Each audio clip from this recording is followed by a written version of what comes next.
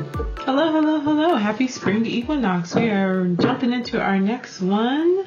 I was going to do all of these videos together like I usually... Oh, hi. It's me, Camila Rose. Welcome back to my channel. Hit the subscribe button, like the video, comment down below. Tell me what you're looking forward to for spring.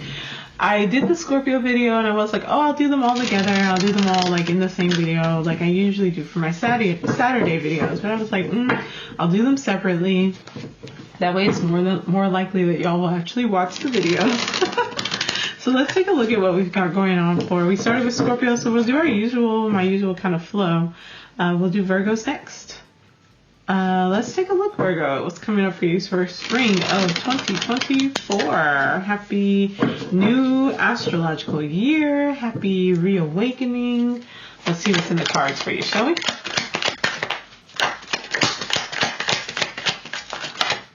We want a main card. Lovely.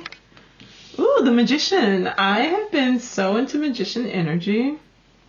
So I love that you got that. Ooh, and the Hierophant. Oh, okay. Big springtime energy for you, Scorpio. Okay, so you want May and June. May. Oh my goodness, and June. Ooh, okay. Well, it's okay. We balance things out. All right, so starting off, your main energy is the Magician. This is a powerful, wonderful, beautiful time for you, Virgo. This is a time where you're going to really be kind of like feeling empowered, feeling like, okay, I am the leader. I'm the person who's directing my energy. You may find clarity on what your life purpose or your life will is, like where you need to be directing your energy, what you need to be focusing on. It is a time where you'll recognize that you have all the resources that you need, all the skills that you need, all of the characteristics that you need. They're available to you. Whether you have developed them or not is another thing. That is the journey through the major arcana, which like we go from 1 to 22, 21. So like the Magician leads to the world. It's embracing that. It is allowing that power to flow through you. It is becoming the alchemist. The Magician, I think, is also a very interesting card if you look at the archetype of the Magician as this advisor, as this weaver of energy, as this being who's related to kind of like the wise old man when is very mature, or the boy that hasn't grown up when it's not acting in its most mature state, when it needs a little bit more development. So you find yourself in this space of being the boy, in the sense of you have a lot of ideas, you have a lot of things you're interested in, but it's difficult for you to actually like see them through to the end. It's good to work through how to process that, how to move past that. Part of it is, which is I think a point that you're getting to with this, a huge part of that is that you have to mourn the things that you cannot go after. I think this Five of Cups, and we'll get into the rest of these in a second, is a beautiful card to get for the end of yours because it is literally on the path of the Magician maturing and moving through the major arcana. And it's part of that process because with the Magician, it has all of the tools available for magic and like all of this like flourishing and growth, and there's just all of this possibility wrapped up in this card of like the first step of the Magician, right? The number one card in the deck. But without there being some form of plan or action or direction, there's nowhere for this potential to grow. It just kind of sits, and if it's not nurtured in some way, it will just rot. So it's all the possibilities of the things that you'd like to achieve in life. Think Seven of Cups, my favorite card that I like to talk about. But think Seven of Cups. Think, okay, I have all these options available to me, and fantasies and dreams, and like some of them will be unrealized. Some of them, I don't know what they even are. I don't know what's in these cups, but they're there and they're available to me. You have to pick a cup. You have to commit to it, and you have to see it through to the end. And part of that maturing of the boy energy is mourning and releasing the versions of yourself that you currently have been before, and the ones that you may never be able to put time and energy for. Because if you're choosing one of these cups, there is high possibility that once you complete the path of that journey of that cup, you may not have time to go back and do the other 6. So there's versions of yourself that may never become realized. There's possibilities that you may never be able to follow up on or follow through with. And allowing yourself to release that hold, because that's what keeps you stuck. That's what keeps you, the world we can see as like, yes, the achievement, you're standing on top of the world, but it also can be like an egg that never hatches. It's the possibility never realized because you never commit, you never see it through, so it never has a chance to grow or to flourish. And so it really takes like this creating an emotional space to say that like, oh, I could have been this thing. I could have seen this through, but I didn't because I focused my time and energy on something else. And I came to the conclusion of that. Whether it is successful or unsuccessful is not the point. The point is to direct your will, to direct your energy, to understand and to empower yourself. So, okay, now I'm going to get off my soapbox. Let's actually look at your reading. Okay. So in April, we have the Hierophant. That's Taurus energy. That is guidance. That is nurturing. That is a mediator. That is a teacher. So who are you in this picture? That's what I would ask first. Are you the Pope, the Hierophant, who is directing and guiding, or are you the two people coming in and seeking assistance? You know? So just taking a look and thinking about that. Maybe you're a little bit of a mix of both. You know? You never know. For your clarifiers, we are starting off with the Ace of Swords. Okay, so you're probably the one who is coming in and asking for some assistance. You're looking for some guidance. You have decided, or you found something that has caught your interest.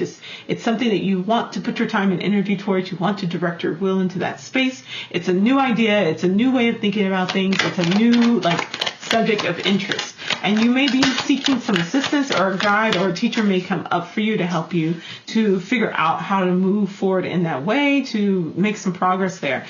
This may be something related to combining a inner passion, a part of you that you may have pushed behind the curtain in your unconscious and your consciousness. You are going through this wonderful alchemizing of life. We go from the 1 to the 2 to the High Priestess. The High Priestess is your intuition. It is that magic of understanding and knowing thyself. So you may be exploring and figuring out what your will is, what your purpose is, what it is, what are these cups that you need to be focusing some time and attention on. And you may have a guide who shows up to help you out with that, or you may find maybe signs and symbols that lead you down this path to help you get there. We have the World happening in April or in May. And there it is. I think after a while, if you're interested in tarot, I think after a while you start to kind of pick up on things. You start to kind of figure out the energy, and they all start to kind of talk to each other, right? So we have the World, and unfortunately I am going to think that this is the World as less of standing on top of the world and completion and yay, and more of feeling trapped in the egg. You can look at the World as this free spirit, the fool having made it through their journey and now being able to dance and be free and to have all this knowledge and wisdom and experience, right?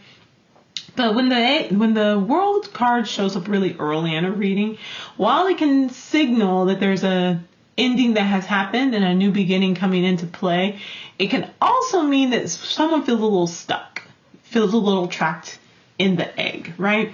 And in this case, I think it is a little bit of that. There's a 5 of Swords, there's a 7 of Cups. We talked at length about the 7 of Cups. The 5 of Swords is all about that trust. It's all about that expanding how the tension that comes from our thoughts kind of pushing up against each other.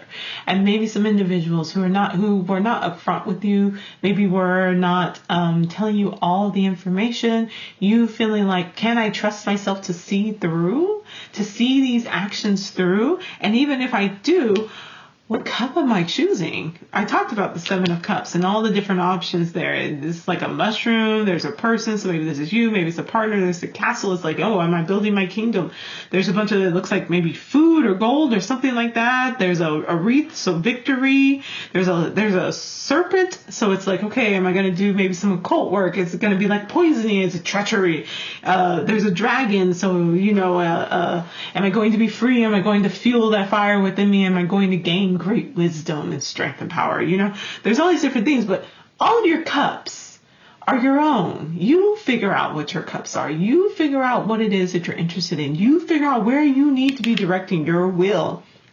And here's one of the things I always say is Seven of Cups comes up and I'm like, what is it that you want? What is it your desires? I think you began to explore that in April, but now the question is really coming up. Like, yeah, you might be questioning if you can trust yourself and other people around you, whether the world will have your back. But have your back for what?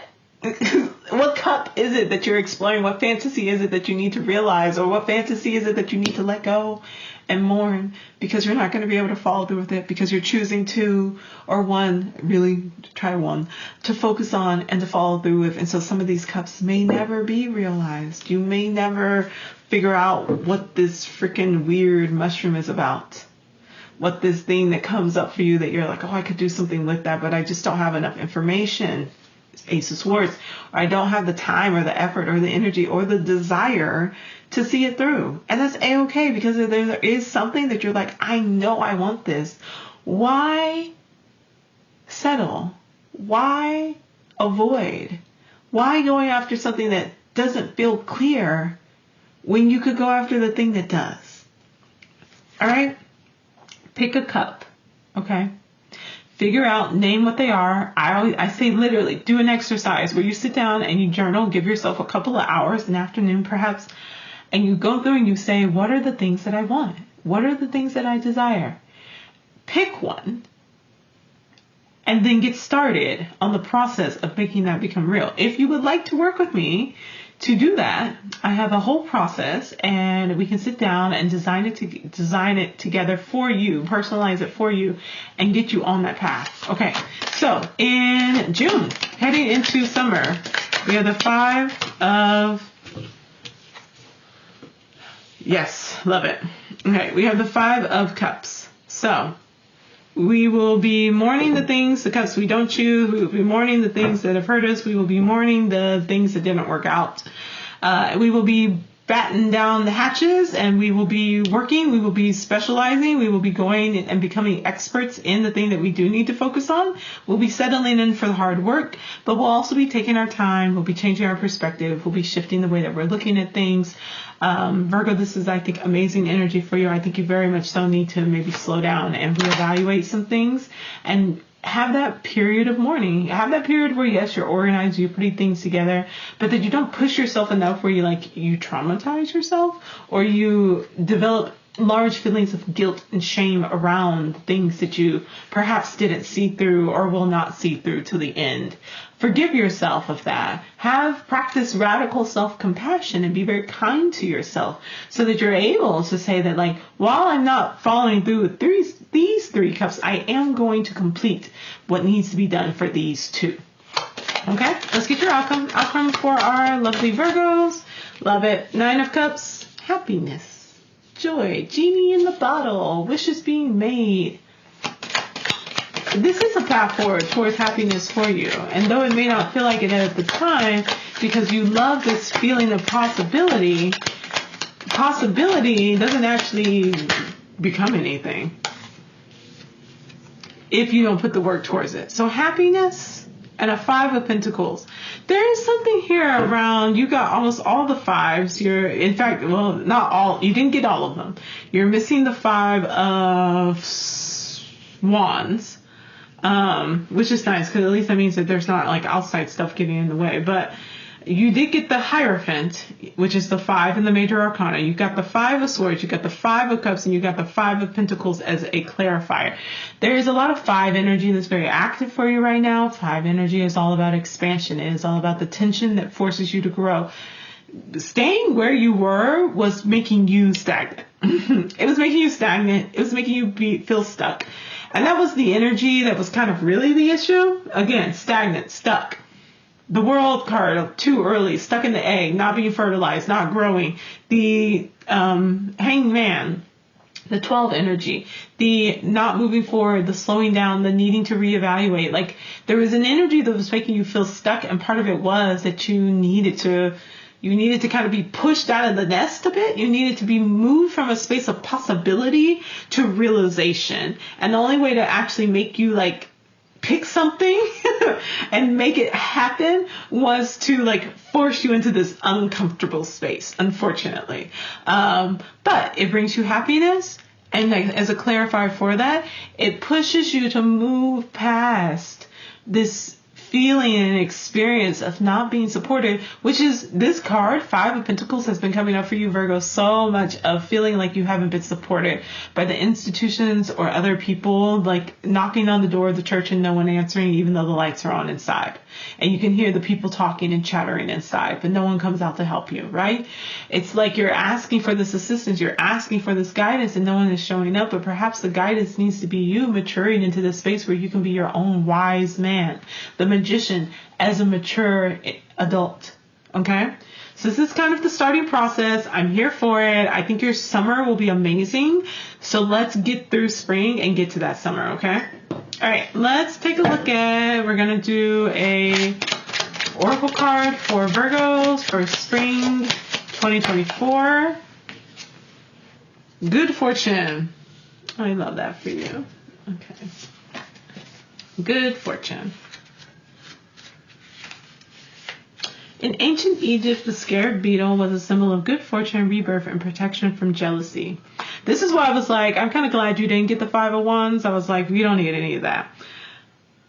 This card indicates prosperity and long-term success. Yes, that is the path you're on. It could also mean a miracle or a blessing. This, however, is not a passive fortune. Now is the time to formulate new ideas about the path you want to follow. Decide what you're interested in and take action, because luck is on your side. This card can ease the hard work that needs to be done. Eight of Pentacles, in order to get to the finish line, but it's up to you, the magician, to see yourself through. You will resurrect your power when you encounter obstacles on your way, but you will need to stay focused on your goals. Don't forget to celebrate your success. That's that Nine of Cups.